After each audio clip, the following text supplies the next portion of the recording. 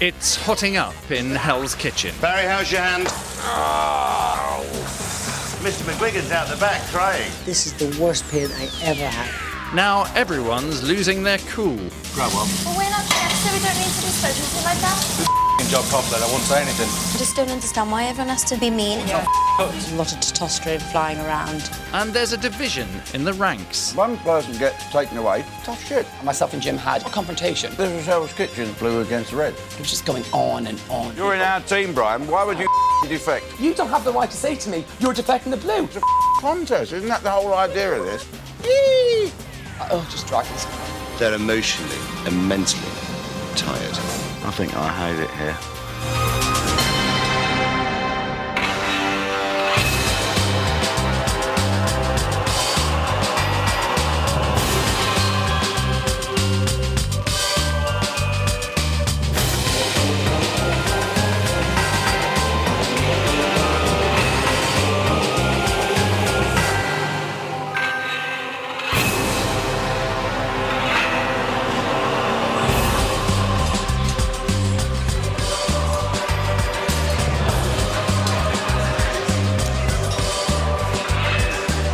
Welcome to another round of wholesome, fun-filled family entertainment, interspersed with some of the most vitriolic outbursts you'll ever hear on primetime television.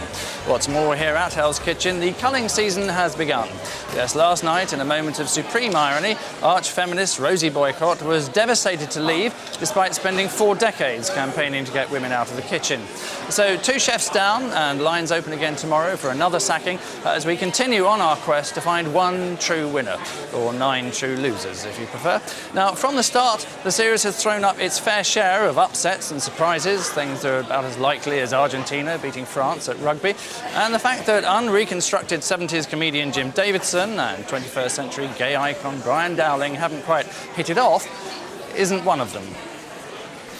Myself and Jim had kind of, not a confrontation, but a discussion last night, and I asked him some questions that I needed to ask him. So I feel like I'm in a better place with him. I kind of understand him a little bit more. What would you have done if you had a gay son? What have I done if I had a gay son? Yeah, tell the truth. What do you mean, done what? No, what would you have done? Would you be upset about it, or...? Why? No, I'm just wondering. I wouldn't have done anything different to having a un-gay son. Really? Yeah. Why'd you ask? Well, not because when we've had conversations, you've always said that people think you're homophobic. Is that I just want? No, not mine. I can't. Some people think I'm a murderer. No, but I just want to know That's what. the same. That people think. Well, no, I agree. Yeah, but I wonder why people would. Can't stand puffs, probably. No. You're getting jumped. I'll be honest with you. You're probably the first person I've actually met in years, God honest truth, that I actually thought was homophobic, and that's the God honest truth. His humour has been going for about 25, 30 years. Yeah, that's the thing. Maybe from the era when it was OK to make those jokes. And that's now we're the into thing. For me, I still do. Yes, of course. Yeah, you do. But we're Well, in not the jokes. I make comment about it. Yeah, but we're in the era of political correctness now, when people will analyse what you've said You hate that, and don't you? blah blah blah blah blah. I don't You live in hate a country. that I live in analysis, Dubai don't where you? there's no politically correctness. Everyone gets on great. Isn't that funny? We don't wrap society up in cotton wool. Let's just say, I have no problem with gay, black, white, whatever. I have the problem with someone telling me what I can or cannot say. I think the politically correctness is driving us all apart. But also, do you understand that? Brian, if you ask a question, you've got to listen to the answer. Oh, yeah, okay, fine. But Do you know what I mean, though? Do you not find politically correctness wraps people in cotton wool, and all it does is fuel the bigots? Well, the more you're protected, I can't call you poor for shirt lifter. All it's going to do is fuel them real bigots who find homosexual people offensive to their very nature. I don't, you know. He said that he doesn't see the big deal in it. What he just finds offensive is that certain people get wrapped up in cotton wool. But we get wrapped up in... I am the United Nations.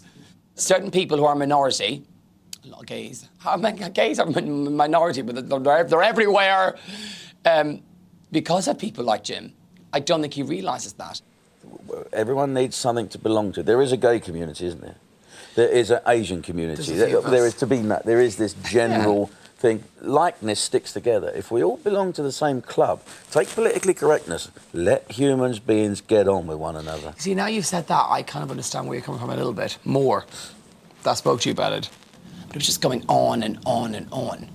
So I don't think maybe he is homophobic. I kind of feel like after the conversation and we'd said what we thought, that maybe they're building a bridge there.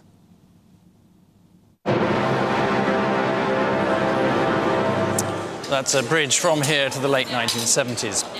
So to yesterday morning's masterclass, when Marco decided to introduce his trainees to the wonders of the oyster. Oysters, of course, are famously known as an aphrodisiac, as well as a major cause of food poisoning. So a perfect combination, sexual arousal and chronic diarrhea. But pencils ready for our recipe of the day. Good morning, Brian. Good morning, Mark. How are you? Good morning, Paul. Nice to see you, boys. Thank you. Right, what I'm going to make is... Who's had an oyster cocktail before? No. Basically, all this is a Bloody Mary, really. So what I do first is I get my bowl and I get my ketchup. Worcester sauce. Tabasco sauce. God, that came out quick.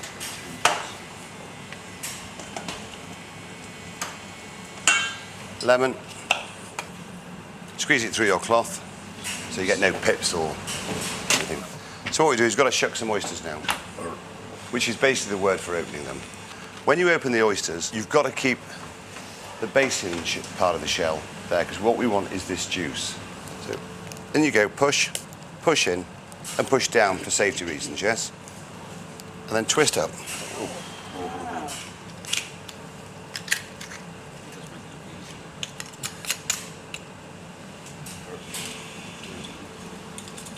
So then just cut the oysters in to there. And would you serve 6 in one cocktail? Yeah, because that's how you sell multiples of oysters in 6. So what I'm going to do now is I just mix all that in together. So this is an oyster cocktail. It's quite cute, isn't it? And then what I do is, just to finish off, I take a little bit of olive oil, because I think tomatoes and olive oil work very well together. And then what I do is a little bit of pepper. And that's your oyster cocktail. Right, if anyone... Do you want to try one? No, thank you. Come on, try one. You should drink it in one. Drink it in one? Just keep on drinking it like a pint. Go on. No, not with a spoon. Oh, stand by. I want a bit of Come on. Right, watch, girls. Oh. Barry's going to take it in one. 6 oysters. All of it in one. Oh, God. I'll get him something I can sit. Oh, come on, Barry. Come on, Barry. Oh, bless you. Suck them, Barry. Suck it. Oh my God! Yay! I bet that makes you feel good, eh? How good was that, Barry? Was that delicious? You don't eat oysters, do you? Wow. Do you not eat oysters, Barry? Yeah. And you just took 6 in one. Amazing. It was like Rocky, and do you remember Rocky in the first movie with all the raw eggs, and he spilled it over himself? Okay. 6 oysters each to shuck. If any of you want to turn it into a Bloody Mary very quickly after I've seen you shuck the oysters, that's fine. Okay, back in your kitchens. You've got 20 minutes. The celebrity's only task is to open 6 oysters each. Easier said than done. Did you do it? Yeah, I've done it. You? But I can't get this off. I've opened it, but I can't get the lid off.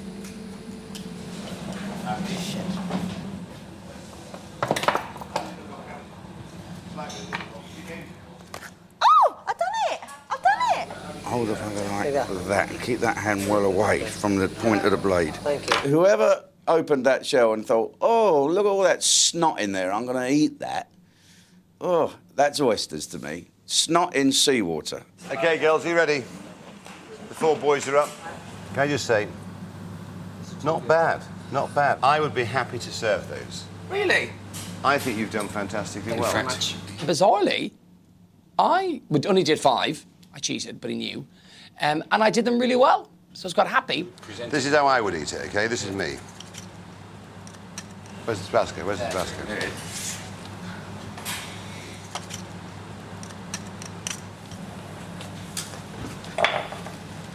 Your turn, Brian. Okay, I'll try it. I knew it. Hang on. Oh. Stand back, everybody. Hang on. Okay. Get me a bowl, because I might get sick. You're going to do a Linda... Better Swallow Tabasco. it whole, did you chew it? Take it whole. Just swallow it. Okay. Throw your head back. Go on. One. Back in one. Back in one. Woo! Swallow. Yeah! Back! Swallow it. Back!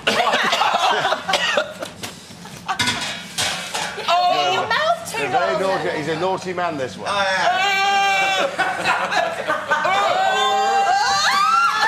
Well done, Brian. Yeah, great stuff. Good try. Excellent. Coming up, it's hotter than usual in Hell's Kitchen, This is the worst pain I've ever had in my life. and sous chef Matt loses his cool. It's on my wife's table, you know what I mean? It's raw, it doesn't matter, it's raw, it's not cooked. Do the job properly, I won't say anything.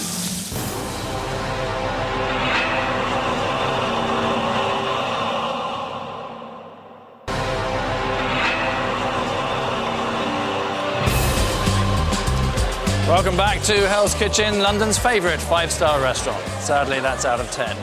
Before the break, we saw Brian Dowling choking on a salty oyster, an incident so laden with innuendo that John Inman was heard spinning in his grave.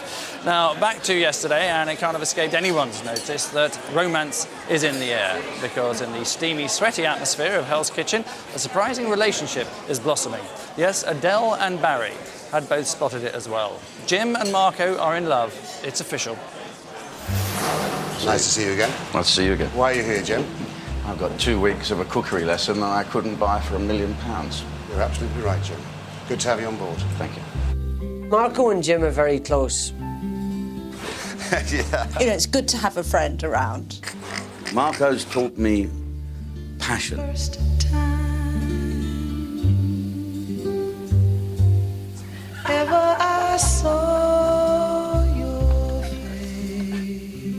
He's got the heart of a lion. I like to fish, that was my game as a kid. I prefer to go fishing or stalking or shooting. Marco's been deer stalking. Jim's been deer stalking. Marco's been picking mushrooms. Jim's been picking mushrooms. Every morning I wake up and think, my body hurts. I know, it does. But then I think, Jim will make me smile. Oh, cool. No, you're fantastic. You're really fantastic. Marco, like, loves Jim, I think. Jim's a bit of a brown noser. Yes, Marco. 3 bags full, Marco. Bend over, touch my toes, Marco. I love the way you've done your hat. He loves Marco. He loves Marco. You know, you keep me going, you know that, Jim. You're the funniest man I know. If Marco was a woman, Jim would probably marry him.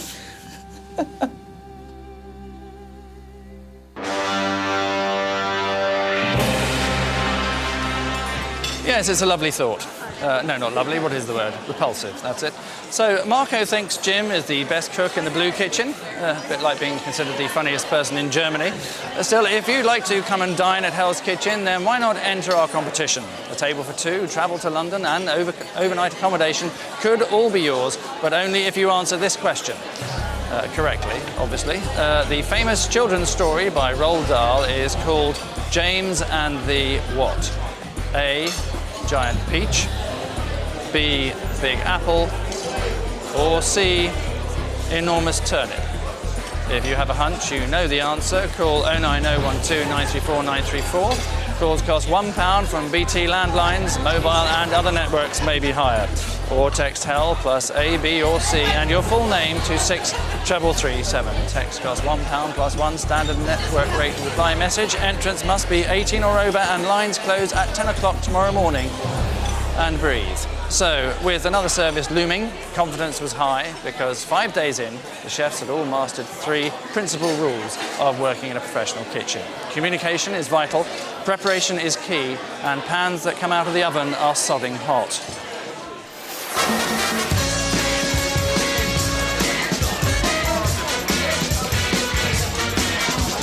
We would be right here, wouldn't we?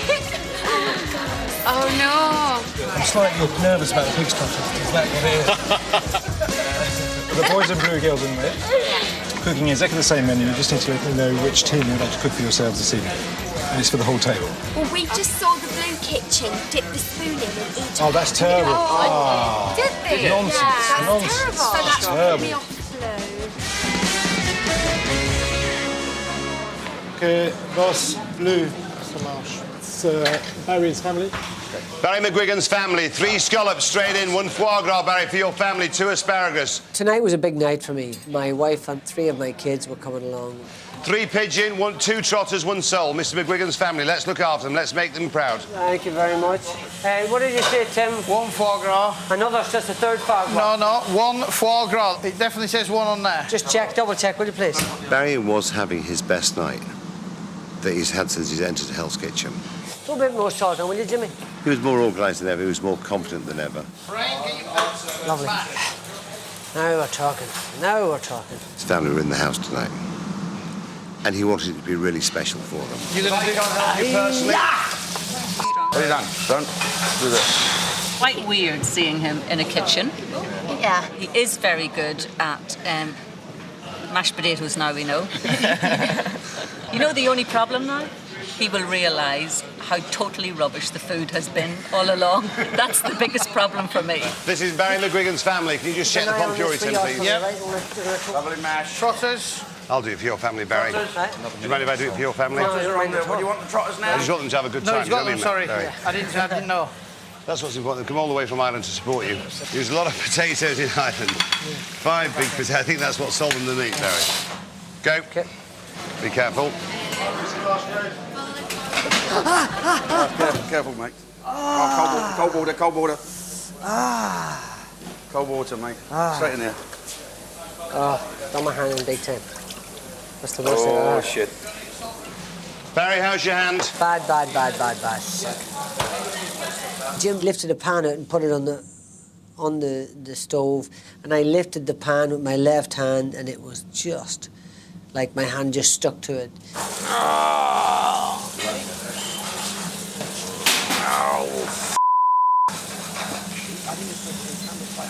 I told them that fingers were for burning. Amir, it's really burning very, very hard. I did say, if you're not concentrated, accidents happen, mistakes happen.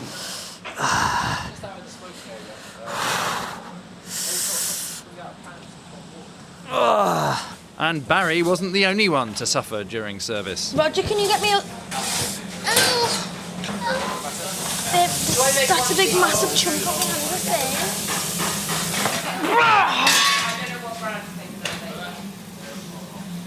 This is my worst night. Why? It's just been mayhem and I've just took a chunk out of my hands with that hot pan. That'll do, I'll choose a new finish them. Just made that grave mistake. For sake, can we watch the handles? I'm going to be on my own here at this rate. Me, I've got burn victims, a walker, and 2 blind men. We're good to go, mate. This is the worst pain I've ever had in my life. Never, ever had anything like it. I would like now my foie gras. I know we're 2 men down in the blue team because Barry's been away. Now he's back. Marco, we're on top of it. Thank you very much. Well, we're on top of it, Marco. Don't worry about us. Got some time straight in there. I'm 46 years old. I had 22 years as a fighter, and I've had concussions and busted noses and broken hands and everything else, but this is the worst pain I ever had. Hell's Kitchen, the restaurant where every night is Burns night. And Barry McGuigan has asked any diners that found parts of his skin in their food to kindly return them. So back to the white heat of yesterday's service, and in the middle of a busy night, even Marco hasn't got time to be rude and obnoxious to everyone, which is why he has 2 equally rude and obnoxious sous chefs to step in. Matt was in a strange mood tonight. He had his family coming in and obviously I think he wanted to impress them. Damage, 1 scallops, 1 foie gras, 1 ragu, 1 Cosby, 2 sole, 1 veal, 1 turbot. Lisa Brown, Matthew's wife. OK? I think he was a bit disappointed by my work tonight because it just wasn't there. I was just not focused and everything was going wrong. I was forgetting to set timers. I wasn't putting fish in. When I was putting the salmon in, I'd just leave it and just... I don't know what the hell I was doing tonight. These pans are shit. Here's the other sole and there's a hot pan. Get rid of these. Get rid of these. You need 2 soles, yeah? Oil in 2 pans. Here's the 2 oil. fennel. Well, you're serious? I've just put it in and you told me to take it out. It's a new pan. Just put a new pan on, 2 soles. I can take getting shouted at and being told what to do. It'll just go over my head. It doesn't bother me. But when I can see someone struggling by being told off, I want to help and I don't like to see that going on. This is my wife's table, this one, huh? There's a ragu. Hey, it's cold. It's stone cold. Sorry. Look, the ragustins are raw. 30 They're raw. seconds, Marco. 30 seconds. Have a raw pigeon, please. This is for my wife's table, you know what I mean? Oh, sorry, I waited for it to spoil. Yeah, but it's raw. It's raw. It doesn't matter. It's raw. It's cooked. A kitchen is a very abusive environment, as far as I can see. A lot of testosterone flying around, and a lot of quick tempers. That panache was for my wife. It was disgusting. Disgusting. Do you hold on to the pan because it makes it cook quicker or something? Just let go of the pan and leave it. Let it cook. My Fucking hell. security blanket. Please don't shout at her. Please. No, who's shouting at her? Am I shouting at you? I tried to stand up for Annika today, but I didn't think I did myself any favours. Just shout at me and then I'll tell her. Oh, grow up. Do the job properly. I won't say anything. He's a little bit different, him working with women, and he's finding it a little bit tedious, but he actually has got a short temper, but he's been really patient at the moment. I'm noticing he's been really patient with them, not losing his rag so much. I'm not having a go. I'm trying to include you. It's my way of getting the best, you know, because that was done to me for 16 years. And can I just say you are, because we are learning. It's just not in the past learning curve we need for this bloody programme. I have totally learnt the system with Matt. He can come and say something, you know, harsh, and then at the end it's just a big hug and move on. Still to come, the diners give their verdict. Potato was disastrous. Not enough lumps. And is the boys' team falling apart? If I want to help anyone, I can help them. You don't have the right to say to me, you're defecting the blue. Who are you?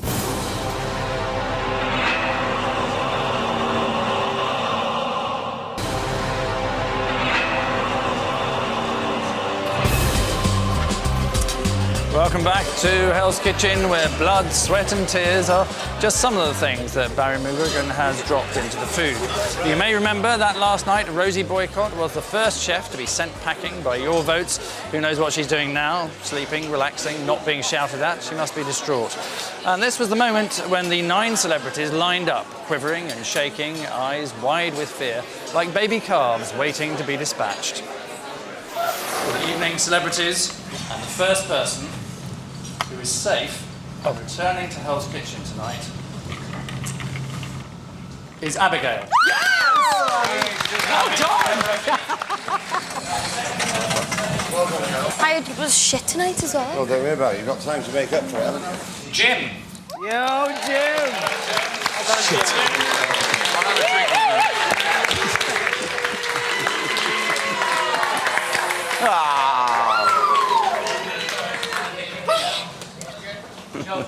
Why did they boo? I actually didn't hear Jim being booed. I think that's not really fair if he did get booed. It's not, obviously, not nice for anyone. But if he's going to be mean, they're going to show it, so just don't be mean. I got booed. Well done. I got booed. So much. Who would be the next to leave Hell's Kitchen? Rosie or Adele? In my mindset, as soon as it was me and Rosie, I just knew, I thought, I'm going. And it's a horrible feeling. It's a really, really horrible feeling. Because you just think, am I unpopular? Person to be sacked. It's Rosie. Oh, Lucky cow. Rosie goes, this is you lucky woman. And I'm very sad to see Rosie go, because she'd become a great, great friend and ally over the last few days. I love you. What? I have no idea how we're going to cope without Rosie, because she did all the pastries on her own, and she's been doing it for 5 days now and has, like, perfected them, and none of us know how to do it. Is that for Blue? You're not finished yet, though. We ain't got a pastry chef now. She's been sacked.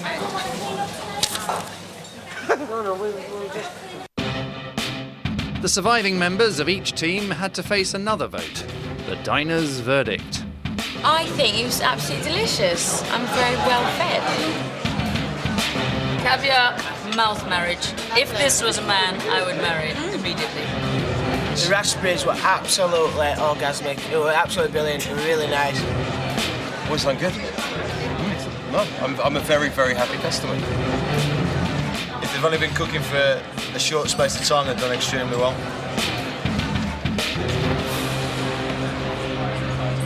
So far, in the diner's verdicts, the boys have won 2, the girls have won 1, and has been 1 draw.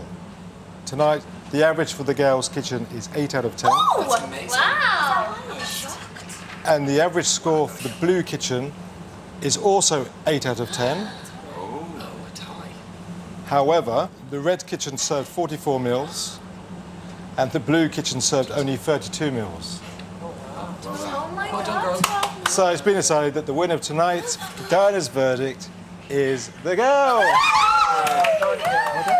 We were made up because we'd lost the night before, and the night before that we drew, so it was nice to win again. Tomorrow's another day, and we've got to take on pace tomorrow. So it means that I'm going to have to do a little bit more work. You're going to have to do a lot more work. I'm going to help them as well. Not full-time. No, you're not allowed to. You can't help. How can you help? You're in our team. It's blue, red. Simple as that. No, it's not like that, really. Why isn't it? Why are we wearing the open I'm sure. Because we're one team. I still can't get my head around it. Are we blue against red or what? I said, well, if it's not a contest, why keep score? I said, you can't go and do it for them. That's the whole idea. It's tough shit. So the girls win the diner's verdict 8-all and make their way to their living quarters, pledging never to forget their erstwhile teammate, what's her name? While in the blue corner, Jim and Brian decided to have another one of their, as it were, chats. Having spent several hours earlier reaching out to each other and painstakingly building bridges, it took a mere 3 seconds to burn them all down again. Do you know, I think your suggestion was a real bone idea, really, because we're already a man down. My suggestion was during the day, during preparations. Brian. If they need me to Brian, show them. No, you can't, mate. Listen, you can't be loved by everyone. You're on our team. No, of course. You're one of our star players. Yeah, of course. It's not about being on a team. I thought this was Hell's Kitchen, though. We have a battle against one another, blue against red. Yeah, it is. How can you go and play back to the other side? Well, maybe I'm not taking it that seriously then. Look, I hate to be the arsehole here, but I still can't get it of the team. So one person gets taken away, tough shit. Well, then why would... Isn't that a team... Okay, please tell me, because no, I yeah, can't but tell me understand why it. then did Marco say if a boy leaves, a girl joins? Yeah.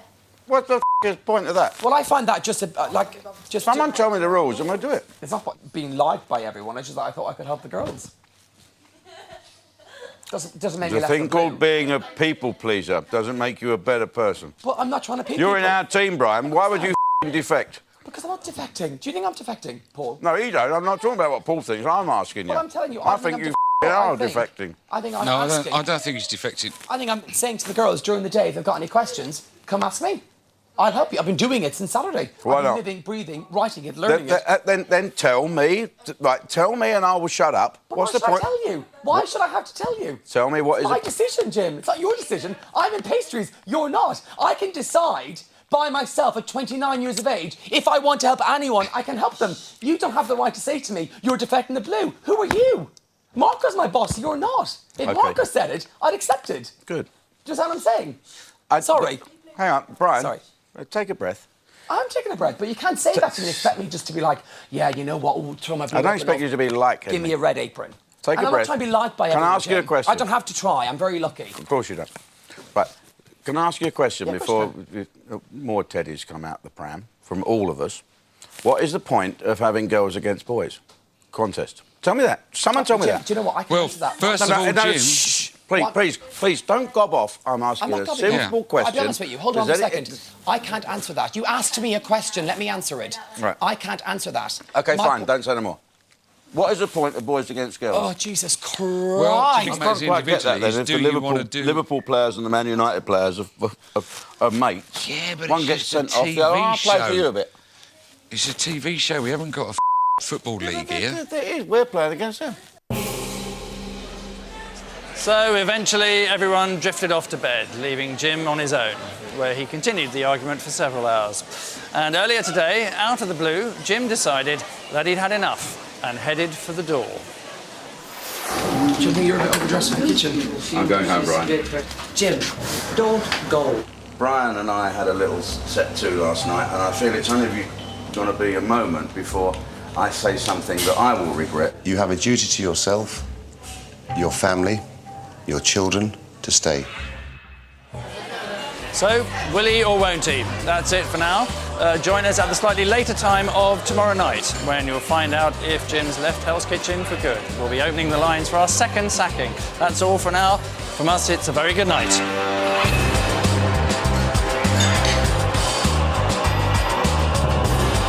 You may like to know that the Hell's Kitchen book is available in all good bookshops. And tomorrow night, we do funerals and graveside singing. Graveside singing? Yeah. Yeah.